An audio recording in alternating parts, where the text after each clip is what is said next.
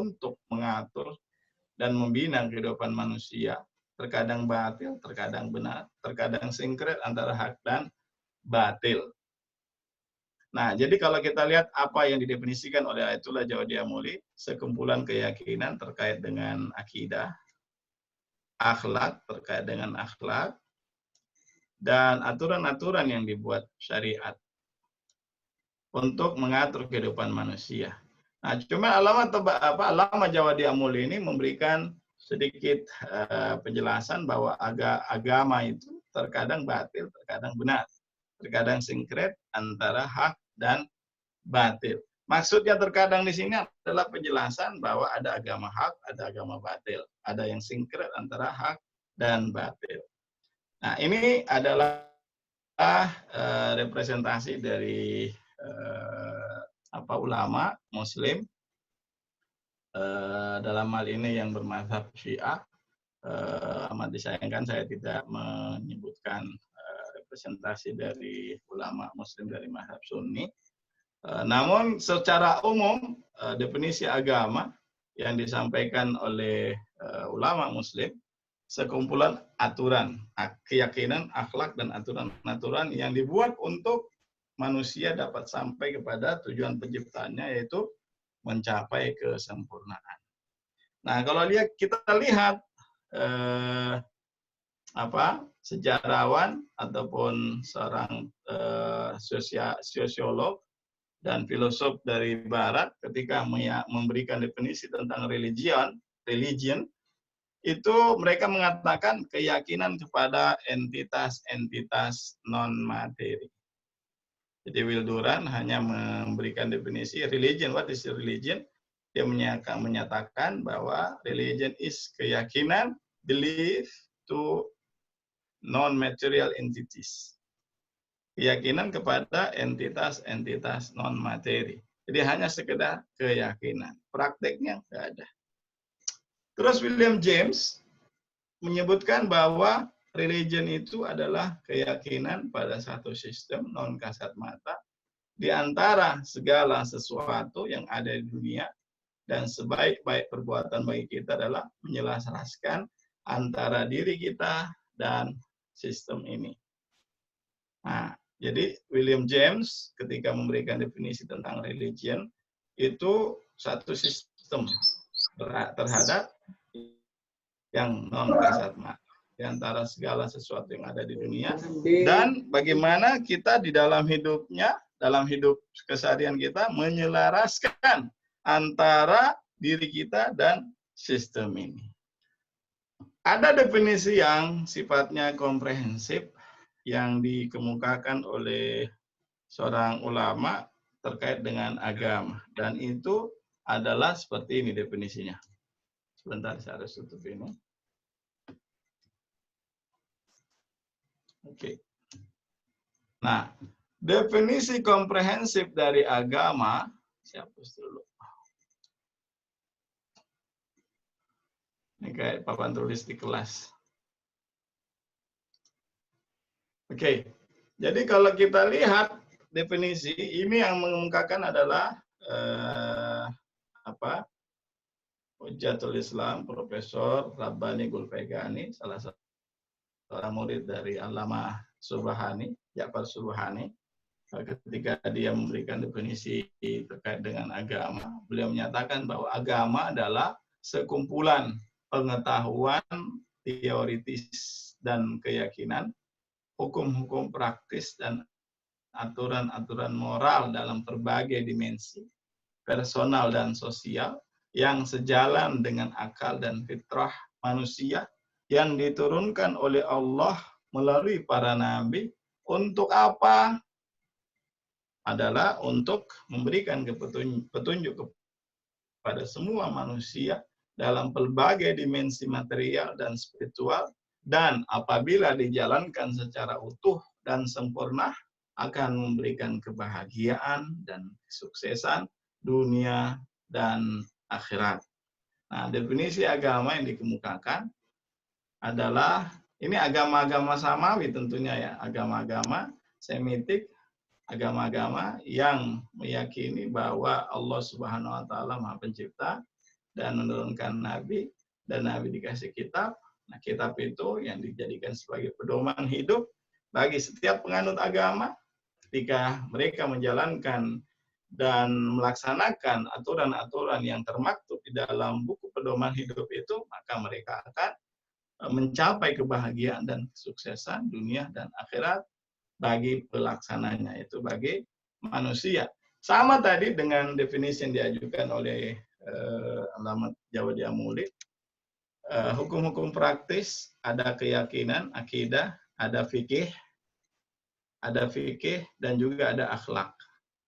Nah, unsur agama itu secara umum dalam agama kita ada akidah, ada syariat atau fikih, ada akhlak.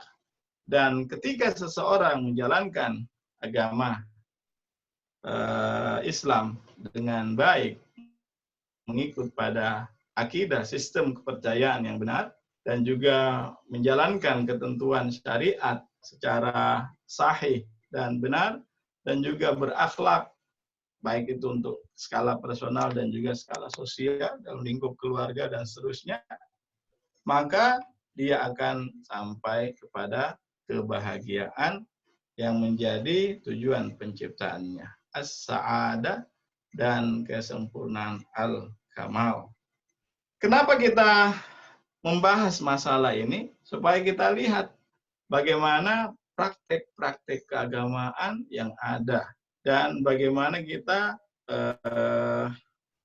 secara perlahan ingin sampai bahwa agama Islam itu adalah agama yang sejalan dengan realitas. Agama Islam adalah agama yang menawarkan berbagai jawaban terhadap isu-isu terkait dengan keberadaan alam semesta dan bagaimana menjalankan posisi dan kedudukannya sebagai manusia di muka bumi dan pertanggungjawabannya di akhirat ketika dia nanti kelak berpulang kepada kematian dan ke rahmat Allah.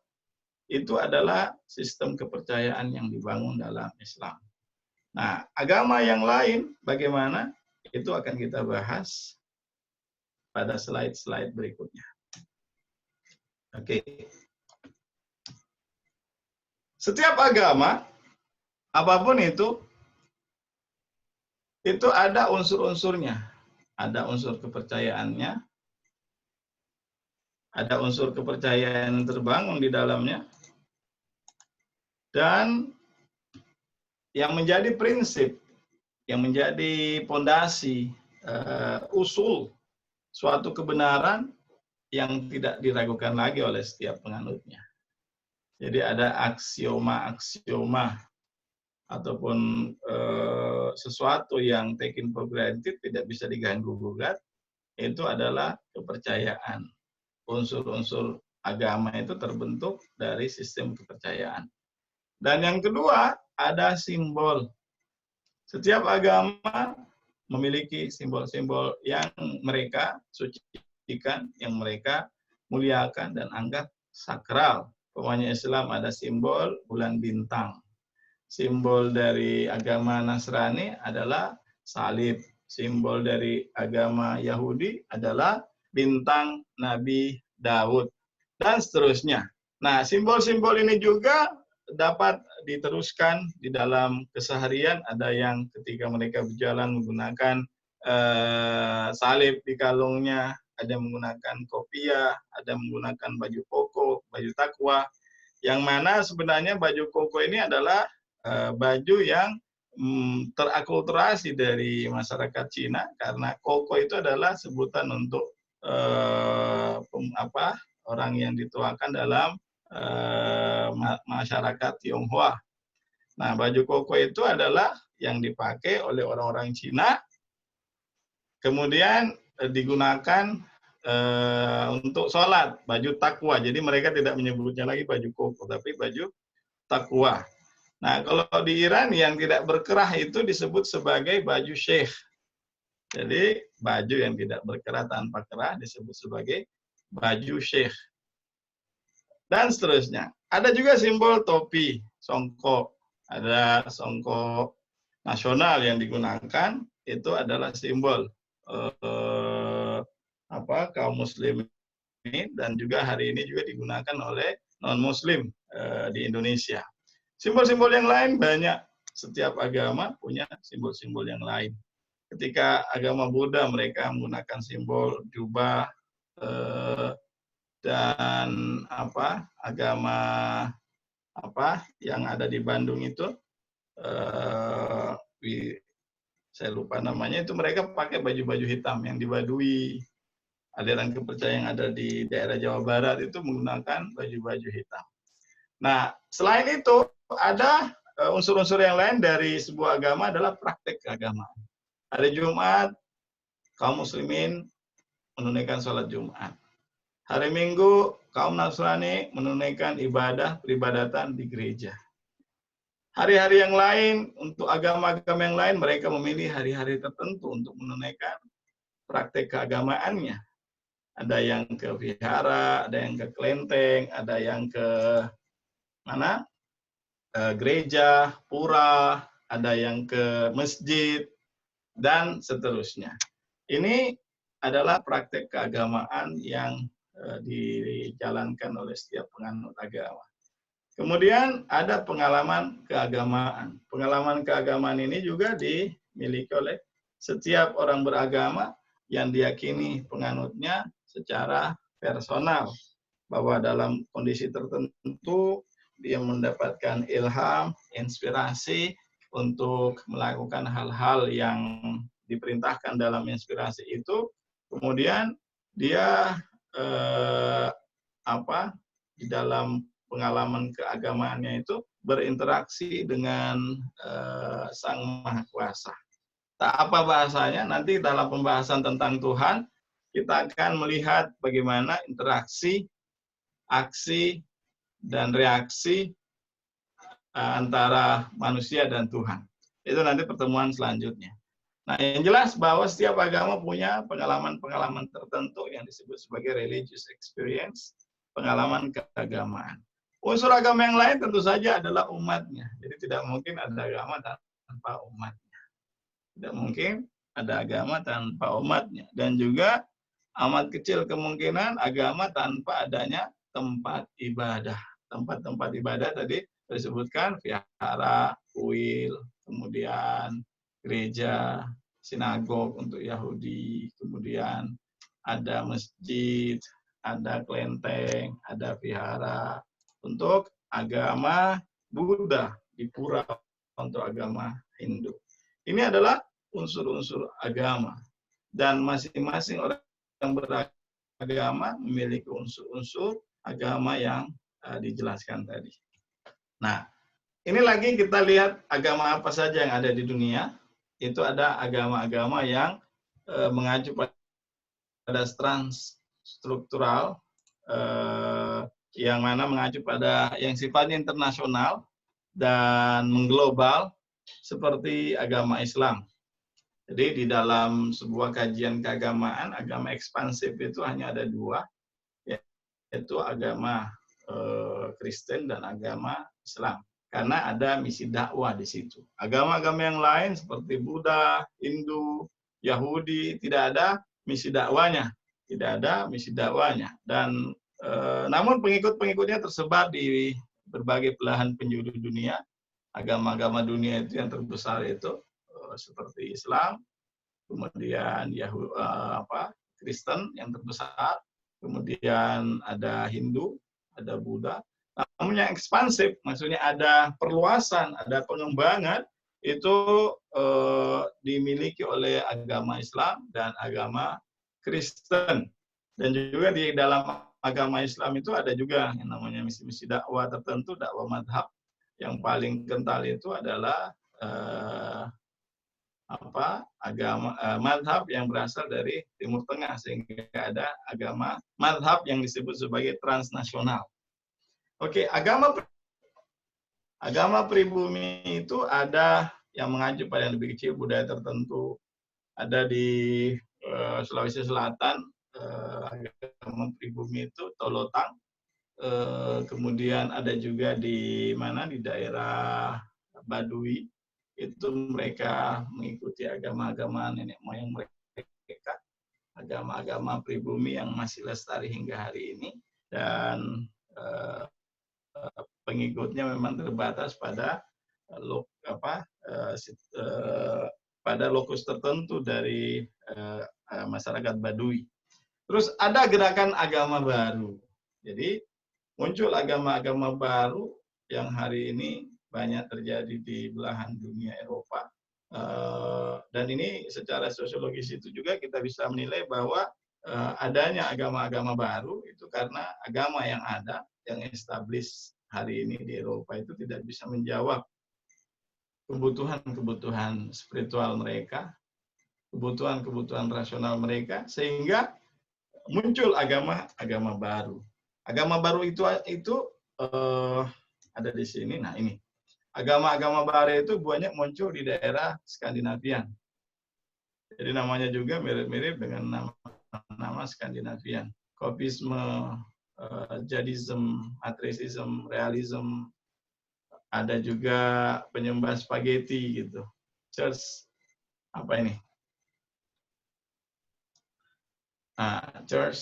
Church of the Flying Spaghetti Monster. Ini agama-agama baru, dan Anda bisa lihat daftar gerakan agama baru yang ada di Wikipedia.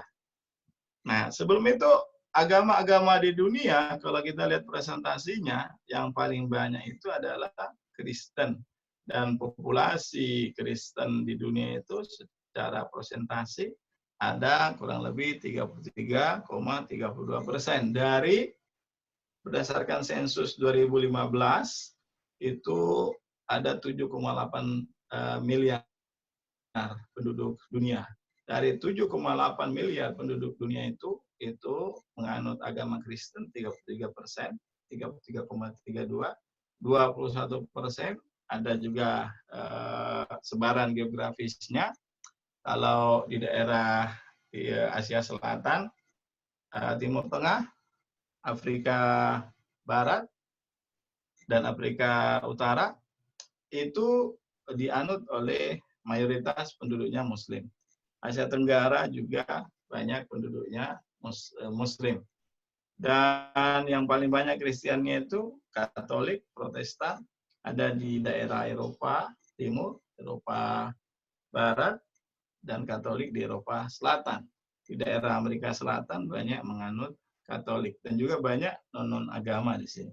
Hindu dan Buddha juga kita lihat di daerah ini, Asia Selatan, India, dan juga di Cina, Buddha paling banyak 5,84%.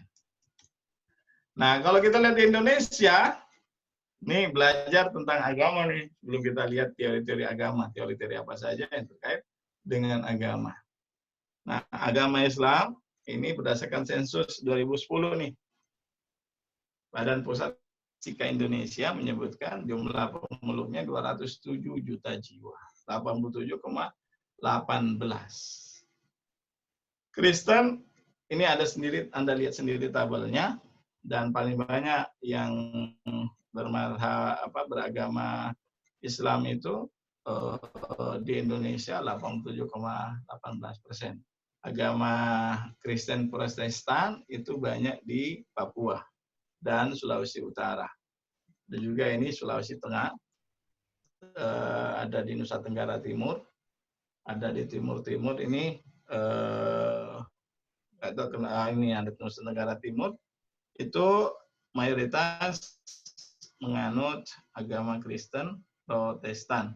Nah, Flores itu di Nusa Tenggara Timur juga ada, di daerah Nusa Tenggara Timur juga banyak menganut Katolik, Roman Katolik, dan seterusnya. Nah, sekarang cara beragama setiap orang itu ada yang modelnya formal, tradisional. Tradisional itu beragama berdasarkan suatu tradisi yang mengikuti tradisi dari nenek moyang atau leluhurnya. Pemeluk agama jenis ini biasanya akan lebih kuat dalam beragama dan sulit menerima hal yang baru. Jadi sulit mereka menerima hal-hal yang baru, karena untuk menjaga tradisi dari nenek moyang itu mereka memilih cara beragama secara tradisional. Lalu ada juga yang formal, formalitas yang berlaku dalam lingkungannya, mengikuti cara orang beragama dari orang yang mempunyai kedudukan tinggi dan berpengaruh. Ini umumnya mereka bertaklid kepada orang-orang yang berpengaruh di tengah sebuah masyarakat. Lalu ada juga yang rasional. Yang rasional ini kita mengklaim bahwa cara beragama kita adalah cara beragama yang rasional. Karena jauh-jauh sebelumnya Imam Ali menyatakan la dina liman la aklalah. Tidak ada agama bagi orang yang tidak berakal, tidak menggunakan rasionya dan tidak menggunakan pendekatan rasional di dalam beragama. Dan salah satu syarat untuk menerima taklif itu harus akil, ya kan? Akil dan balik. Bahkan jadi kalau ada namanya mumayyiz dalam fikih kita. Nah, fikih kita itu memberikan ketentuan bahwa dia belum balik, tapi maksudnya akalnya sudah sampai pada level tertentu sehingga dia bisa membedakan antara yang baik dan buruk. Dia bisa mencerap apa yang menjadi perintah-perintah agama dan dia bisa menalar apa yang menjadi perintah-perintah agama. Jadi syarat beragama itu yang pertama itu adalah akil.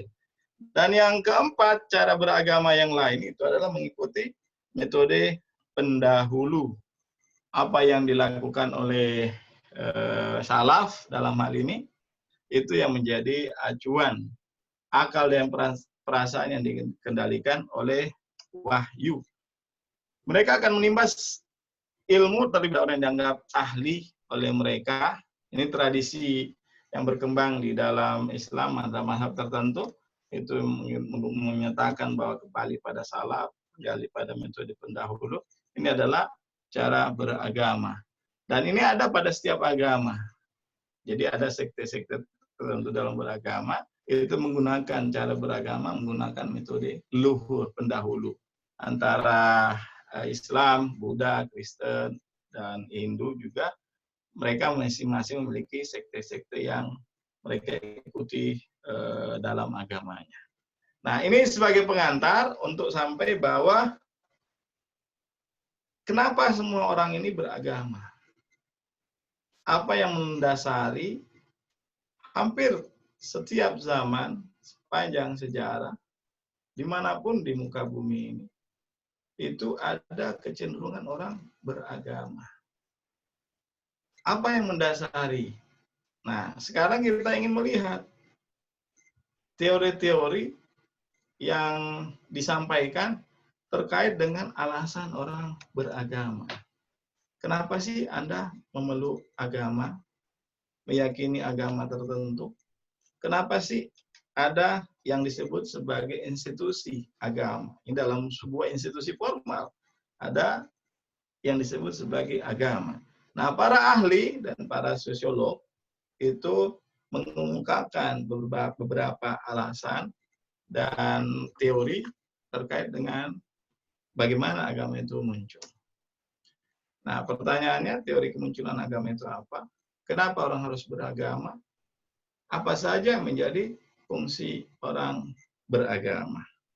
Nah, saya ini hampir sejam, Ustaz Suparno. Apakah saya lanjutkan atau berhenti di sini dulu? Tapi izinkan saya paling tidak teori kemunculan agama selesaikan dulu. 10 menit. Ya, jadi teori kemunculan agama itu dikemukakan oleh teolog, sosiolog, baik di kalangan dari timur ataupun barat, dari Islam dan non-Muslim, non-Islam, itu memunculkan teori-teori bagaimana agama itu muncul. Ada yang menyebut karena manusia, karena tidak tahu fenomena-fenomena yang terjadi di alam semesta, dengan mudah, simpel, dan sederhana, karena cara berpikirnya bersahaja dan sederhana, segala sesuatunya sudah langsung Allah. Umpamanya muncul teori ada munculnya COVID-19 ini karena tidak tahu sebab-sebabnya, ini adalah eh, Allah yang menyebabkan ini semua. Oke. Nah, ini ada yang mendasari kemunculan agama ini. Cuman kita akan melihat satu persatu dan menjawab teori-teori itu, apa betul bahwa teori yang dikemukakan oleh sosiolog ataupun teolog ataupun filosof terkait dengan teori kemunculan agama itu betul apa tidak, akan lihat dan menjawabnya satu persatu. Samuel Koenig dalam bukunya Sosiologi, An Introduction to the Science of Society, ini juga disebutkan dalam buku tafsir Al-Amsal ataupun tafsir Nemunenya Ayatullah Makarim. Salah satu menjadi dasar munculnya agama karena ada manusia dungu. Jadi manusia bodoh, dungu, tidak mengetahui sebab-sebab terjadinya apa yang ada dalam semesta. Nah, setelah perlahan, setelah mereka belajar, kemudian mereka pelan-pelan mengenal ilmu pengetahuan, dan untuk memahami keperluan karena masih kabur di balik tirai ilmu, maka mereka bersandar pada agama. Oke, ilmu dan sains telah berhasil mengungkap manusia, namun betapa yang telah terjadi itu masih kabur. Nah, karena masih kabur itu disandarkan pada sesuatu yang misterius, yang sifatnya bian, berada di luar atau di balik dari alam materi ini, yang menyebabkan munculnya agama. Oke. Nah, teori kedunguan ini ada juga filosof-filosof lain yang mengakui bahwa manusia ini karena bodoh, dungu, tidak tahu apa yang harus diyakini dan bagaimana meyakininya itu, maka muncullah teori ini. Nah, Albert Einstein juga menyatakan bahwa mereka menganggap jadi kejadian-kejadian sejarah dengan alasan yang jelas. Mereka membayangkan bahwa ilmu dan agama adalah dua musuh yang berbuyutan, yang saling berlawanan satu dengan yang lain dan tidak dapat berdamai. Ini juga mendasari, tapi Albert Einstein ini adalah orang yang beragama akhir-akhir hidupnya. Pada perjalanannya dia melihat ada pertentangan, ada kontradiksi antara ilmu dan agama, tidak dapat berdamai. Ini harus kita perhatikan bahwa apa yang disampaikan Einstein pada satu waktu dan pada satu waktu yang lainnya, karena Albert Einstein ini konon dan tidak tahu kebenarannya sempat melakukan korespondensi dengan Ayatollah Burjerdi dan menyebutkan bahwa teori yang dibangun Einstein itu ada disebutkan dalam sebuah sabda dari salah satu dari Imam Maksum. Untuk mencari kebenarannya, dia menyurat ke Ayatollah Burjerdi dan menyatakan bahwa bahwa yang kamu sebut itu ada disebutkan dalam satu kitab hadis kami. Nah, teori kebodohan ini juga Auguste Comte meyakini bahwa agama itu muncul karena manusia tidak mengenal sains. Dan tatkala manusia dapat menyingkap tirai-tirai dari berbagai misteri yang terjadi di alam semesta, maka tidak ada lagi ruang yang tersisa untuk beriman kepada Tuhan. Karena sebab-sebabnya sudah ketahuan. Karena tidak tahu, karena bodoh, dungu terhadap satu masalah, namun ketika dia tahu, maka dia say goodbye. Dia sudah menyatakan perpisahan kepada Tuhan. Nah, ini juga disebut oleh Said Mutahari dalam bukunya, bahwa Auguste Comte itu meyakini bahwa agama muncul karena faktor manusia tidak tahu terhadap fenomena-fenomena yang terjadi di alam semesta. Oke. Yang lain, nah, menjawab teori kedunguan ini, tentu saja kita menolak klaim ini, karena adalah alangkah banyaknya orang-orang beragama dari kalangan saintis, termasuk Albert Einstein sendiri. Dan juga seperti Ibnu Sina, itu yang disebut sebagai yang menyebabkan adanya kemajuan di abad modern Eropa itu karena mereka membaca buku-buku Ibnu Sina seperti Qanun Fitib, Syifa, dan kemudian buku-buku kedokteran yang lainnya dari Ibnu Sina, yang notabene Ibnu Sina ini adalah orang yang beragama, ya kan? Kemudian tokoh-tokoh yang lain seperti Khaja Nasiruddin Tusi adalah seorang yang beragama, seorang filosof, teolog, dan juga adalah seorang astronom. Banyak yang lain dari tokoh-tokoh agama yang muncul, tapi mereka adalah kalangan-kalangan saintis. Nah, jadi untuk menjawab teori ini cukup sederhana jawabannya, bahwa alangkah banyaknya orang-orang yang lahir adalah seorang saintis, dan pada saat yang sama mereka juga adalah seorang yang agamis, bahkan ulama, ya kan? Ulama-ulama terdepan di dalam ilmu pengetahuan agama, dan juga ulama-ulama kawakan di dalam masalah sains. Oke, ini sudah terbantahkan karena teori kedunguan ini justru agama meminta kepada setiap penganutnya untuk memahami Islam, yang sangat menekankan tentang bagaimana setiap orang harus pengetahuan. Dengan ilmu pengetahuan Anda akan memperoleh dunia, dengan ilmu pengetahuan Anda akan memperoleh akhirat. Bahkan dalam sebuah hadis disebutkan, ma min harakatin illa wa anta tahtajuna ila al-ma'rifah.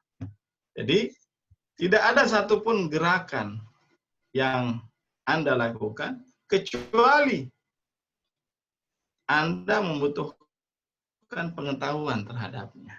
Jadi setiap gerakan yang Anda ciptakan, Anda lakukan, kemanapun, dimanapun, dan bagaimanapun kondisinya, itu Anda perlu ilmu untuk bergerak. Sehingga tidak jatuh, terpuruk, dan berkubang. Jadi jatuh dalam kubangan dan juga terpuruk. Nah, oleh karena itu teori yang menyebutkan bahwa muncul dari ketidaktahuan, kedunguan, apalagi beberapa waktu yang lalu, kata-kata dungu ini sangat disukai. Dengan mudah, dengan enteng orang anggap dungu karena tidak memahami ataupun tidak mengerti alur pemikiran seseorang, kemudian dianggap dungu. Nah, kita dalam hal ini menolak teori ini yang disampaikan oleh filosof, sosiolog seperti Samuel Koenig dan Auguste Comte. Dan Said Mutahari juga di dalam bukunya Kritik Islam Terhadap Materialisme menjawab masalah ini. Nah, ada teori yang lain. Teori yang lain ini disebutkan tentang ketidaktahuan tadi sudah ada karena ketakutan.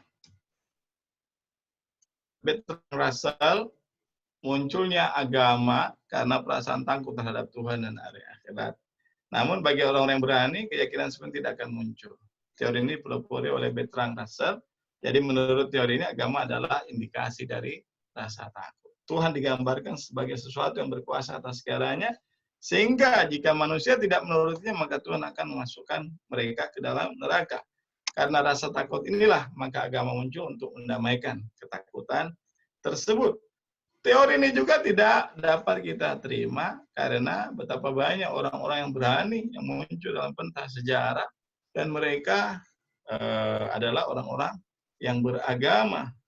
Kita lihat bagaimana penghulu para syahid, yaitu Imam Hussein, imamnya orang-orang beragama, adalah imam orang beragama. Dan mereka adalah orang-orang yang berani, orang-orang yang dalam barisannya Imam Hussein itu adalah orang-orang yang berani dan orang-orang yang prawira.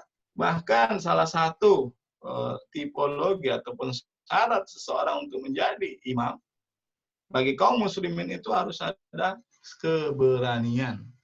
Karena kalau tanpa keberanian, maka musuh-musuhnya akan dengan mudah akan menggertaknya, akan mengancamnya, dan akan memukulnya, menghantamnya. Nah, tentu saja ini juga teori tidak dapat kita terima karena betapa banyak orang-orang beragama dari kalangan orang-orang yang berani, bahkan yang mempelopori kemerdekaan Republik Indonesia itu adalah orang-orang yang beragama. Dengan Bung Tomo, dengan seruan takbirnya, rawis-rawis lantas, malang-malang puntung, dan seterusnya itu mengobarkan semangat dan panji jihad untuk melawan penjajahan. Itu adalah orang-orang yang berani. Di daerah Afrika Barat, orang-orang yang justru mengusir penjajah itu dari kalangan sufi. Orang-orang yang terdepan di dalam melawan penjajahan itu adalah orang-orang yang berasal dari kalangan agamawan. Oleh karena itu, Bertrand Russell juga kita tolak bahwa yang memunculkan teori keagamaan itu adalah rasa takut. Justru ketika seseorang, kalau kita lihat hari ini di Indonesia, orang malah berani. Ketika dia tentu saja beraninya dalam tanda kutip, beraninya itu berteriak Allahu Akbar. Allahu Akbar, turun ke jalan dan ingin dengan teriakan-teriakan itu memberikan semangat pada dirinya dan menganggap diri mereka bagian dari orang yang berani. Nah, oleh karena itu teori ketakutan dari Bertrand Russell ini kita tolak. Selanjutnya, ini sudah Karl Marx. Nah, Karl Marx bahwa agama muncul dari teori politik penguasa. Produk para penguasa yang diberlakukan atas rakyat yang tertindas sebagai upaya agar mereka tidak berontak dan menerima keberadaan sosial. Ini juga Das Kapital yang dikatakan oleh Karl Marx memang menyebutkan itu bahwa agama muncul karena politik penguasa. Dalam Islam juga terjadi demikian. Bagaimana dipolitisasi ayat-ayat Allah itu bahwa seolah-olah kezaliman, penganiayaan, kejahatan yang dilakukan oleh penguasa itu ada legalitasnya dari sumber-sumber agama, yaitu ayat dan riwayat.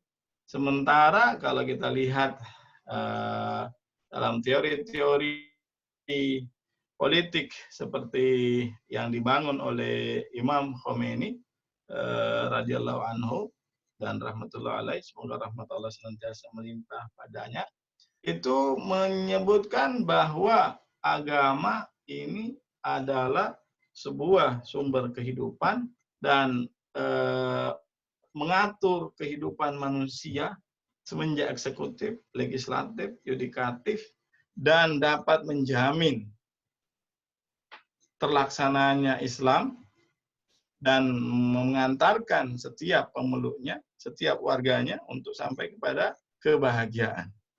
Nah, jadi teori politik penguasa yang disampaikan oleh Karl Marx juga tertolak. Tidak ada kelas sosial di dalam Islam, semuanya setara. Semuanya selevel. Antara satu dan yang lain, yang berbeda itu adalah hanya ketakwaannya. Inna akramakum indallahi atqakum. Oke. Jadi kita juga menolak teori politik penguasa karena memang di dalam entah itu Kristen atau Islam ada bermunculan untuk meredam pemberontakan, menolak adanya penggulingan kekuasaan. Mereka menggunakan isu-isu agama untuk membumi hanguskan dan memberantas pemberontakan tersebut. Namun kita lihat bagaimana sepanjang sejarah teori-teori politik dalam Islam, kalau kita baca, itu adalah dipimpin. Jadi kalau kita lihat Farabi dengan teorinya Madinatul Fadilah, itu menunjukkan bahwa yang harus memegang puncak kekuasaan itu adalah seorang nabi, manusia sempurna. Karena dengan manusia sempurna itu, dia akan menjamin pelaksanaan syariat, mengawal syariat itu dan menjamin pelaksanaan syariat sesuai dengan seharusnya. Teori Marx kita tolak. Nah, teori produk orang lemah Nietzsche. Nietzsche ini juga berseberangan dengan teori-teori sebelumnya. Agama hanyalah suatu perisai yang diciptakan oleh orang-orang lemah untuk membatasi kekuasaan orang-orang kuat.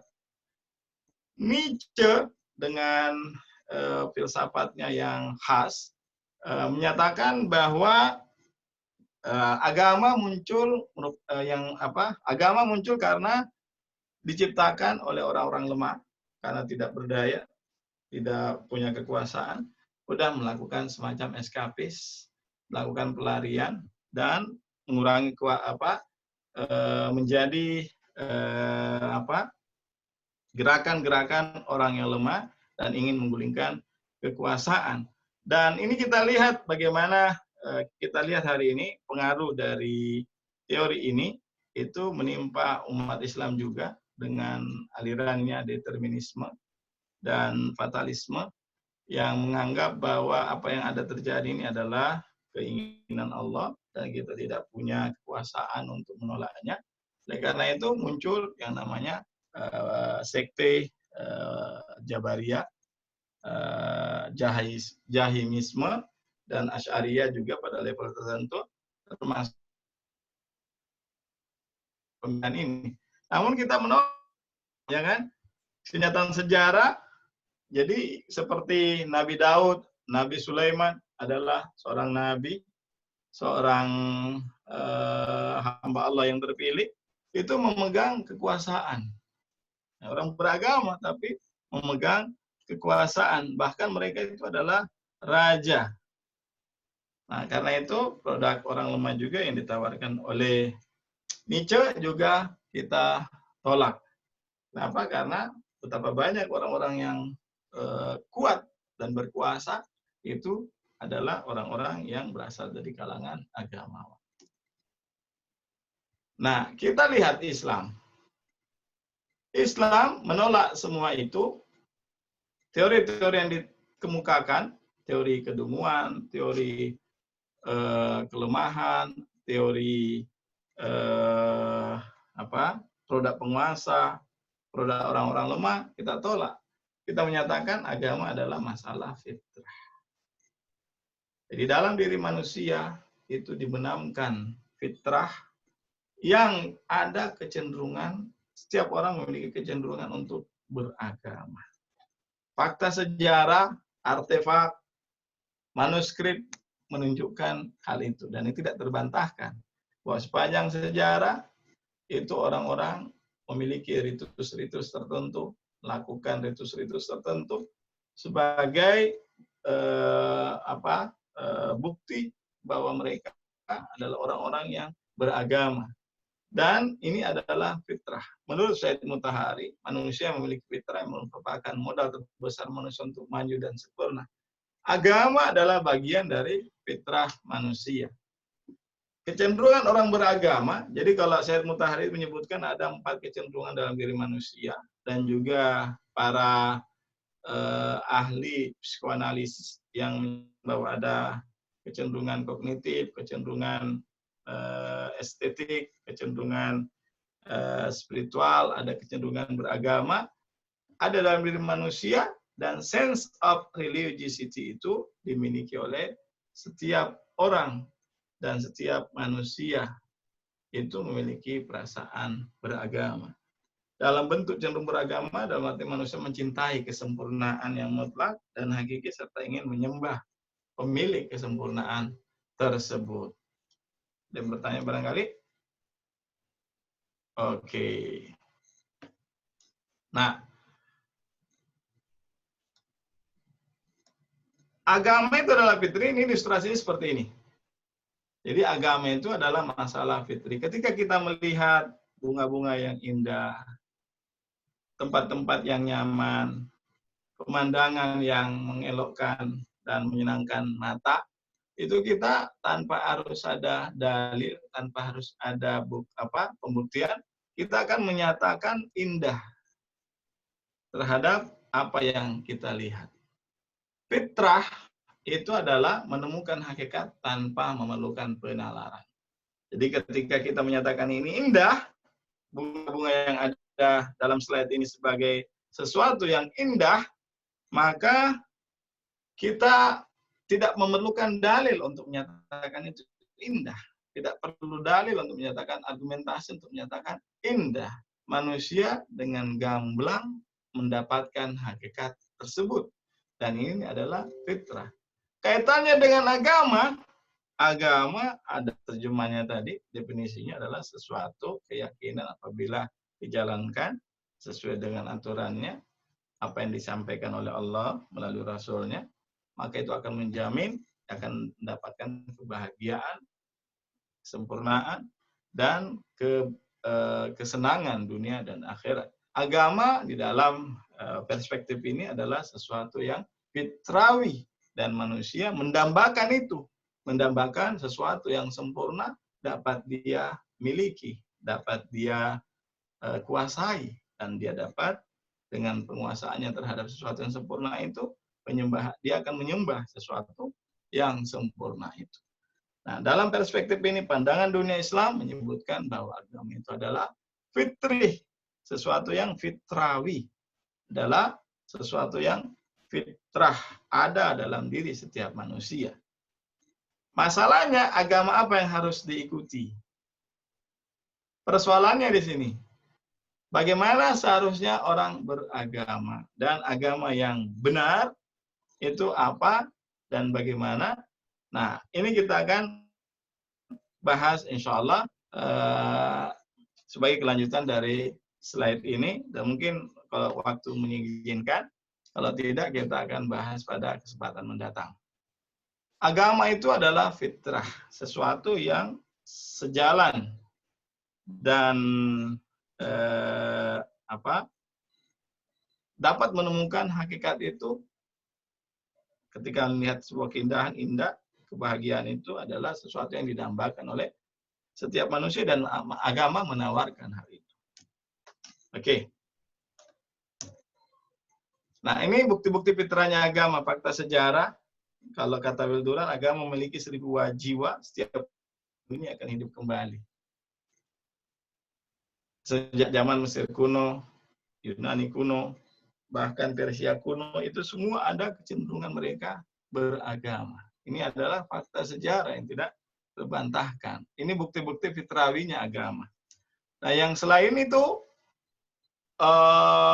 kata Syed Mutahari dalam buku Fitrah, dia menyebutkan bahwa apabila keyakinan pada Allah atau agama memiliki dimensi adat, taklid, sesuatu yang didiktekan atau mendapatkan propaganda dari orang lain, niscaya tidak bersifat sedemikian umum dan serempak seluruh dunia. Coba bayangin tadi, agama Kristen 30% sekian, agama Islam 21% sekian, Hindu sekian, Buddha sekian. Ini semua adalah secara serempak di berbagai belahan dunia, lanjut sepanjang perjalanan sejarah. Nah, kata Syed Mutahari, hal ini merupakan sebaik-baik bukti atas fitrahnya agama. Sebaik-baik bukti atas fitrahnya agama. Oleh karena itu kita bisa menyatakan bahwa agama itu adalah sesuatu yang tidak karena bodoh, tidak karena lemah, tidak karena mengikuti politik penguasa, atau tidak karena takut, adanya rasa takut, tapi karena adanya kecintaan kepada kesempurnaan sehingga mengantarkan manusia untuk mengenal agama. Ini temuan arkeolog di piramida Mesir itu ada mumi-mumi, orang mati membangun kuburan-kuburan berbentuk piramida. Ya kan, ini adalah semua bentuk-bentuk sebagai bentuk kepercayaan. Semua ini adalah bukti atas kepercayaan masyarakat silam pada sumber awal dan hari akhirat. Nah, ini ada pada diri setiap orang ini. Jadi psikoanalis dan psikis, ada perasaan kognitif, estetik, etik, dan perasaan religius. Pada setiap orang, perasaannya untuk memperoleh ilmu pengetahuan, perasaannya terhadap sesuatu yang indah, perasaannya untuk memperlakukan seseorang yang berbuat baik kepadanya, atau perasaan untuk mendorong dia untuk melakukan kebaikan, itu adalah perasaan etik dan perasaan religius. Jadi ini kajian ilmiah seorang para psikoanalis dan kajian para psikolog menyatakan bahwa di dalam diri setiap manusia ada empat perasaan ini. Sense of knowledge, sense of aesthetic, sense of ethic, and sense of religiosity. Keempatnya dimiliki oleh manusia. Ya, karena itu, jadi agama adalah sesuatu yang memang bawaan dasar setiap orang, inborn nature, kalau bahasa itunya, adalah bawaan dasar setiap manusia dan mengantarkannya untuk beragama. Agama apa yang kemudian harus dipilih? Agama yang memberikan pandangan dunia. Kita lihat kembali kriteria pandangan dunia. Agama yang harus dipilih itu yang bisa memberikan fungsi pandangan dunia pada seseorang, itu yang sejalan dengan fitrah, akal, memberikan makna, dan seterusnya. Pada kesempatan sebelumnya, ada kriteria-kriteria memilih pandangan dunia, itu juga bisa digunakan untuk memilih agama. Oke? Jadi itu juga yang dapat digunakan untuk memilih agama. Oke, nah ini juga berbagai persoalan-persoalan ketika orang dihadapi dengan berbagai problema kehidupan, dia tidak memiliki sandaran yang kokoh dan kuat, dia tidak memiliki sesuatu yang dapat dia sampaikan persoalannya itu, maka orang akan bersandar pada yang dapat menolongnya, yang dapat memberikan keselamatan padanya, yaitu yang disebut sebagai Tuhan. Dalam setiap agama apapun, itu ada kecenderungan kepada sumber awal. Entah Tuhannya bagaimana mereka mendefinisikan Tuhan, entah itu Yahweh, entah itu Sang Hyang Widi, entah itu God, dan seterusnya, itu nanti kita bahas pada pertemuan berikutnya. Oke, nah ini juga seorang penonton saat ini, Max Muller. Ada juga Pascal, hati memiliki argumen agung yang tidak dapat dicapai oleh akal. William James sendiri menyebutkan, aku menerima dengan baik bahwa sumber kehidupan adalah religius. Aku juga menerima bahwa formula dan tuntutan praktis filsafat atau yang sebagai subjek yang telah diterjemahkan dan teks asli yang diterjemahkan ke dalam bahasa yang lain. Menunjukkan bahwa agama ini kesaksian para ilmuwan, Max Muller dan Blaise Pascal. Nah, fungsi agama ada berapa? Yang paling pertama yang ada kaitannya dengan kajian kita, itu memberikan pandangan dunia. Kita lihat definisi yang diajukan oleh Allamah Tabatabai, bahwa agama, din itu adalah yang pandangan yang selaras. Di agama itu adalah yang selaras dengan pandangan dunia. Pandangan dunia adalah sesuatu yang menawarkan tafsiran terhadap alam semesta, keberadaan antara manusia dan Tuhan, antara manusia dan keberadaan itu. Kalau masih ingat apa yang disampaikan oleh Rumi pada pertemuan sebelumnya, dari mana dia berasal, akan kemana dia melangkah, untuk apa dia berada, dan akan ke akhir dari perjalanannya akan menuju kemana, untuk apa dia diadakan, diciptakan, dan dalam sebagai tujuan apa dia diadakan. Agama memberikan fungsi pandangan dunia, dan agama menjawab. Jadi agama itu menjawab pertanyaan-pertanyaan itu, dan karena itu agama akan memberikan pandangan dunia pada manusia. Agama sebagai media pendidikan. Sebagai media pendidikan, ini Anda silakan baca, memberikan keselamatan, jembatan perdamaian dunia, alat sosial, jenjang hidup yang baru, tempat untuk berinteraksi. Biasanya orang sesama yang memiliki agama tertentu, itu mereka memiliki tempat untuk berinteraksi dan satu sama lain. Orang Muslim hari Jumatnya, orang Kristen hari Minggu, orang Yahudi hari Sabtu, dan seterusnya. Hari-hari tertentu dalam setiap agama mereka jadikan sebagai tempat untuk berinteraksi. Pemicu semangat kreativitas, alangkah banyaknya agama Islam umpamanya memberikan motivasi spirit terhadap setiap penganutnya untuk berkreativitas. Nah, yang kedelapan sebagai identitas diri, bahkan sebagai politik identitas. Di Indonesia, agama bahkan menjadi politik identitas. Agama disebut sebagai ajaran teoritis, benteng kekuatan, dan juga sebagai kebanggaan. Oke, saya kira itu saja apa yang bisa kita diskusikan hari ini. Silahkan kalau ada yang ingin bertanya. Ustaz Suparno, saya serahkan pada antum. Nah, Ustaz, udah ada yang chatting. Halo? Ya. Sudah ada yang chat bertanya ke antum terkait ini. Anda bacakan langsung atau mau antum ini langsung? Saya lihat ya. Oke. Jadi dari Herlina Yuli. Ya. Apakah ada hubungannya antara kebutuhan beragama dan karakter manusia sebagai makhluk sosial?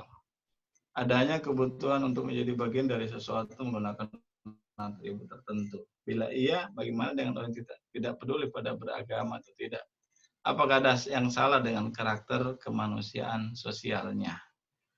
Oke, jadi agama yang kita maksud di sini dan yang akan kita jelaskan secara lebih jauh, lebih eksploratif, itu agama yang ada efeknya pada kehidupan sosial.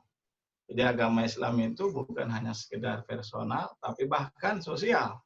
Anda lihat ayat-ayat Al-Quran, aqimis shalah wa atiuz zakah. Ya kan? Wa atuz zakah. Jadi dirikan sholat dan tunaikan zakat. Ya kan? Man amana billahi wal yawmil akhir fa yukrim daifahu.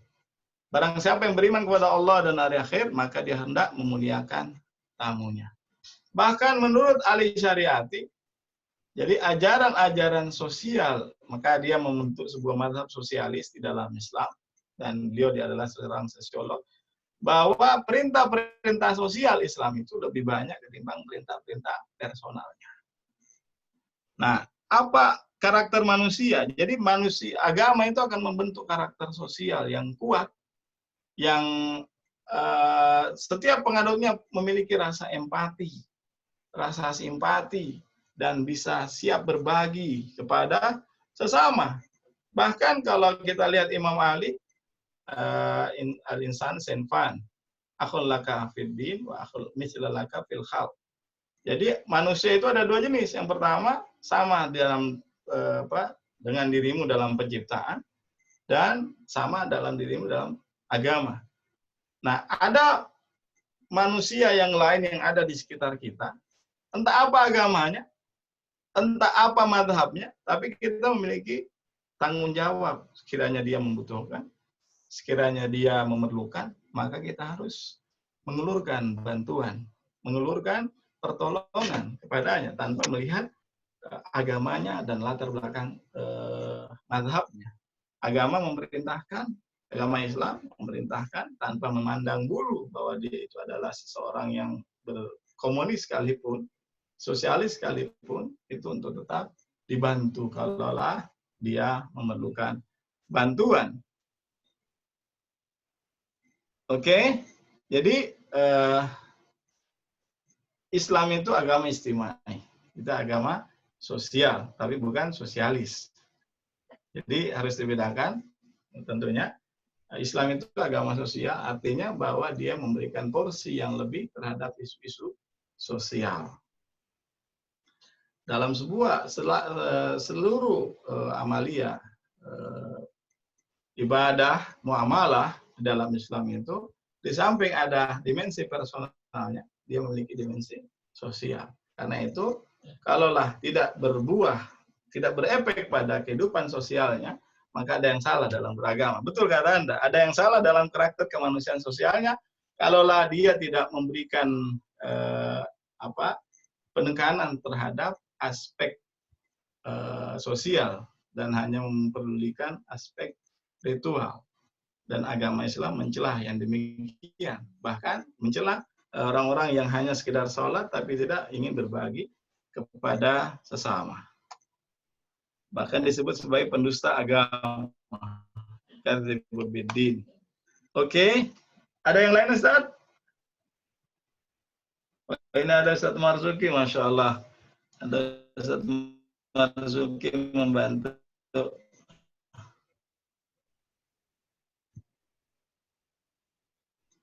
Oke, ini Fadila Rahmania mengurangi nilai keislaman seseorang. Beragama adalah fitrah. Lalu kenapa ateis menolak fitrahnya? Apakah fitrah manusia itu berbeda?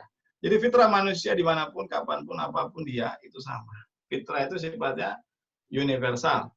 Tapi setiap manusia itu karena pengaruh lingkungan, budaya, pengaruh pergaulan, itu bisa saja tercederai, mengalami distorsi, penyimpangan.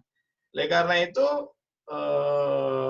fitrah dalam setiap diri seorang manusia itu adalah penyembah Tuhan.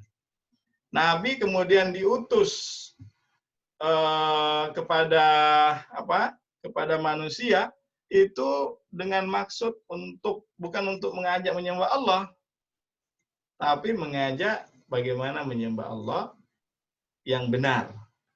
Ya kan, Nabi diutus itu, para Nabi diutus itu bukan untuk menyembah Allah, tapi diajak untuk menyembah Allah dengan benar. Berarti apa? Tersirat di situ bahwa setiap manusia punya fitrah, punya kecenderungan untuk menyembah Allah Subhanahu wa taala. Nah, jika berislam karena keturunan, karena kebodohan, apakah menurut? Ya tentu saja. Jadi karena Islam memberikan porsi yang sangat tinggi terhadap orang-orang yang berilmu. Jadi orang-orang berilmu itu diberikan kedudukan yang tinggi di dalam Islam. Yarfa'ul ladzina amanu, ayatnya itu, alladzina utul ilmu darajah. Ada juga ayat yang menyatakan bahwa hanya ulama yang saja yang takut kepada Allah. Jadi tidak mungkin kita bisa menerima kualitas Islam seseorang karena faktor keturunan genetik, karena orang tuanya Islam, Muslim, maka dia juga serta-merta dengan Muslim. Kualitas seseorang itu ditentukan oleh pengetahuannya, bukan karena faktor keturunan, bukan karena faktor genetik, tapi karena faktor ilmu yang dia pelajari. Nah, kayaknya waktunya udah habis, Ustaz. Udah 17. Dua pertanyaan. Oke, jadi kesimpulan dari pembahasan kita hari ini adalah bahwa kita ingin membangun pandangan dunia agama yang dalam hal ini agama Islam yang sejalan dengan fitrah, dengan kriteria yang ada, dan kita yakini ketika kita mempelajari Islam, Islam memberikan jawaban atas semua kebutuhan manusia, intelektual, spiritual, sosial, kultural, semua Islam memberikan jawaban, dan itu perlu dipelajari, perlu dikaji. Nah, kita melihat hari ini bahwa betapa banyak orang manusia beragama, tapi mengikuti, kalau bahasanya ikram, ikut ramai saja, tanpa adanya pendalaman, tanpa adanya pengkajian, dan mereka melakukan beragama karena ada faktor gengsi, ada faktor yang tidak seharusnya dilakukan oleh seorang yang beragama Islam. Nah, Islam yang kita ingin pelajari adalah Islam yang sejalan, yang fitrah, pandangan dunianya cocok, dan Islam menawarkan itu, dan insya Allah kita akan pelajari bersama. Pandangan dunia Islam adalah pandangan dunia yang logis, rasional, dan filosofis. Dan itu insya Allah pada kesempatan berikutnya, setelah mengkaji tentang agama, nah kita akan memilah agama yang harus dipilih bagaimana. Dan yang paling sentral dalam setiap agama itu adalah Tuhan. Tuhan yang mana kita sembah? Apa yang kita maksud dengan Tuhan? Jadi bukan siapa Tuhan itu, apa Tuhan itu? Bagaimana membuktikan wujud Tuhan? Apakah Tuhan dapat dikenal? Bagaimana mengenal Tuhan? Dengan argumen apa kita dapat membuktikan wujud Tuhan? Dan seterusnya. Insya Allah kita akan membahas pada pertemuan berikutnya. Mohon maaf kalau ada yang kurang. Terima kasih atas partisipasinya, dan yang bertanya juga terima kasih atas pertanyaannya. Dan Ustadz Marzuki tadi memberikan beberapa catatan juga bermanfaat bagi kita. Terima kasih atas mudakhalanya. Dan kita berdoa kepada Allah Subhanahu wa taala, semoga Allah Subhanahu wa taala memberikan pemahaman yang dalam pada kita terkait dengan agamanya, membantu kita untuk menunaikan kewajiban kita, dan dalam penunaian kewajiban itu kita kerjakan dengan sebaik-baiknya. Hadanallahu wa iyyakum ajmain, wallahu minkum, wa ma taufiq illa billah, alaihi tawakkaltu wa ilaihi unib. Wassalamualaikum warahmatullahi wabarakatuh. Waalaikumsalam.